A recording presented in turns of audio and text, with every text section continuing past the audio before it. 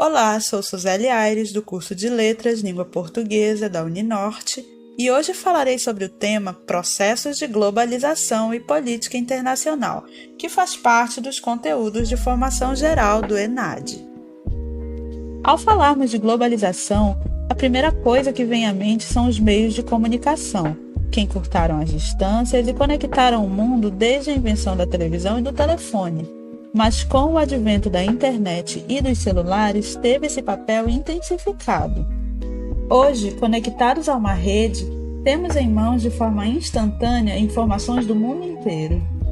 Esse encurtamento de distâncias estabelece a conexão entre países e pessoas, criando afinidades culturais e econômicas. Mas a globalização não pode ser vista de modo limitado às interações de redes sociais e transmissão de informações, tendo em vista que essas interações são responsáveis pela adesão de comportamentos que colaboram para ações hegemônicas. Assim, o capital se apoia para construir suas bases, estimulando o consumo de produtos importados e criando uma cadeia de desvalorização tanto de produtos como da cultura dos países menos favorecidos. O modelo de educação também é imposto, bem como todas as decisões que acreditamos estar tomando, mas possuem interferência da política internacional e da globalização. Vale ressaltar como um acontecimento marcante da globalização a pandemia da Covid-19, considerando que, ao aumentar a mobilidade das pessoas e das mercadorias, colaborou para a disseminação dos vírus. O encurtamento das distâncias, nesse caso, foi preponderante para que a pandemia tomasse a proporção que tomou. O termo globalização foi elaborado na década de 1980, visando descrever o processo de integração econômica e política internacional, marcado principalmente pelos avanços no sistema de comunicação. Nesse sentido, a globalização é caracterizada pela união do mercado mundial através de blocos econômicos e flexibilização das fronteiras comerciais. Já a política internacional diz respeito a um sistema mais amplo que abarca as relações políticas, culturais, econômicas, históricas e sociais entre os países. Globalização e política internacional é um conceito elaborado recentemente, mas sua ocorrência é antiga. O seu início teria ocorrido no final do século XV e início do século XVI, por meio do processo de expansão colonial marítima. Desse modo, é possível perceber que a globalização é um processo que ocorre gradativamente e que se expande de forma constante. Por esse viés, podemos observar os processos de globalização em política internacional por meio de marcas que são interligadas. Podemos dividir entre três mundos: geofísico, digital e geopolítico. Ao observar o mundo geofísico, não vemos as barreiras que estão presentes no mundo dividido em estados nacionais. São 193 unidades estatais que interagem sobre seus interesses, com linhas que delimitam a hegemonia desses estados, mas também trabalham de modo cooperativo. O mundo geopolítico pode ser analisado por meio da teoria do choque das civilizações, de Hunton, 1997, que avalia o terrorismo, a perspectiva da segurança internacional, do cyberterrorismo, a continuidade da guerra civil da Síria, os problemas do norte da África e, sobretudo, a pressão migratória. Em 2015, a Europa teve a pior crise dos refugiados desde a Segunda Guerra Mundial. Foram em torno de 800 a 900 mil imigrantes que tentaram entrar na Europa continental e foram expulsos de modo agressivo. Há exemplos de diversos conflitos. Na Síria, há uma guerra civil que se estende desde 2011. No Afeganistão, tivemos nesse ano de 2021, em 15 de agosto, a queda de Cabul, a retirada depois de 20 anos de permanência americana no Afeganistão, uma saída problemática dos Estados Unidos que deu vazão ao retorno de um grupo terrorista, os talibãs. Esse mundo dos interesses pode ser visto dividido em cooperativismo, como na frase de Kant, somos iguais perante o dever moral, e em autoritarismo, como na frase de Foucault, política é guerra por outros meios. A política internacional pode ser entendida por meio de 4 facetas. Globalização solidária, que é a globalização do humano, do altruísmo, na qual partilhamos as dores.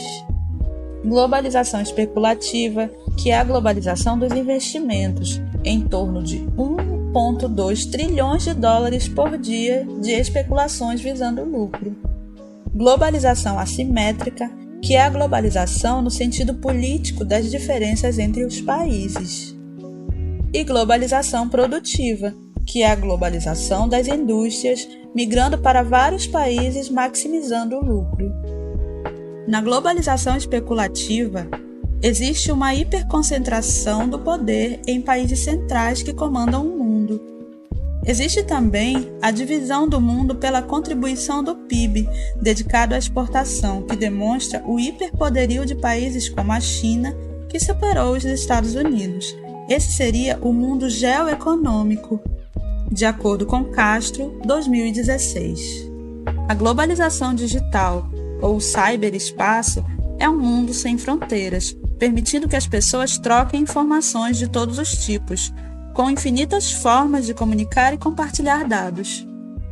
Mas, paralelamente a esse mundo sem fronteiras, temos a geopolítica dos muros nas relações internacionais, que separa tanto por muros visíveis e reais, como por muros simbólicos, colocando regimes de apartheid nessa aldeia global. Um exemplo é o muro que estava sendo construído na fronteira dos Estados Unidos com o México e que ficou conhecido como Muro de Trump. Como prometido na campanha eleitoral, uma das primeiras medidas de Joe Biden como presidente dos Estados Unidos foi parar a construção do muro na fronteira do México. No mesmo dia, o primeiro de seu governo, ele também anunciou mudanças importantes na política de imigração, entre elas, um projeto de lei que busca dar cidadania para mais de 11 milhões de imigrantes não documentados. Esse mundo geoeconômico mostra uma mudança de paradigma para a China e marca a integração cyberfísica, mas também possui suas exclusões. Ainda há índices altos de analfabetismo funcional e exclusão digital. Especula-se que o final do ano de 2021 marcará uma nova e emergente ordem mundial, quando o poder do mundo será deslocado do Euroatlântico para o Sudeste Asiático, entre China e Índia. Um mundo novo asiático que vai rivalizar com o mundo judaico-cristão do Ocidente, mostrando a necessidade de uma reinvenção do Ocidente e diálogo com os mundos que não partilham as mesmas ideias. Além de enfatizar a necessidade de mudanças na ONU, que ainda possui um Conselho de Segurança com 5 países com poder de veto, o que destaca uma política elitista nas decisões. Como também a política externa brasileira, que vive uma crise disseminada pela oposição à China. Um exemplo de como a relação internacional pode afetar a economia é o embargo da China sobre a carne brasileira, depois de apenas 2 casos atípicos de vaca louca em rebanhos nacionais. Mesmo com o arquivamento do processo pela Organização Mundial de Saúde Animal, a China, que é o principal comprador da carne brasileira, mantém o veto há 2 meses, o que ressalta como a postura do governo do Brasil prejudica as relações com a China e causa prejuízos econômicos. De acordo com a Associação Brasileira de Frigoríficos, a exportação brasileira de carne bovina caiu 43% em outubro de 2021. Além disso, o Inquérito Nacional sobre Insegurança Alimentar, realizado pela Rede Brasileira de Pesquisa em Soberania e Segurança Alimentar, apontou retrocessos, com 19 milhões de pessoas passando fome no Brasil em abril de 2021. Esse número pode ser ainda maior atualmente, devido à alta dos preços de alimentos e agravamento da crise econômica.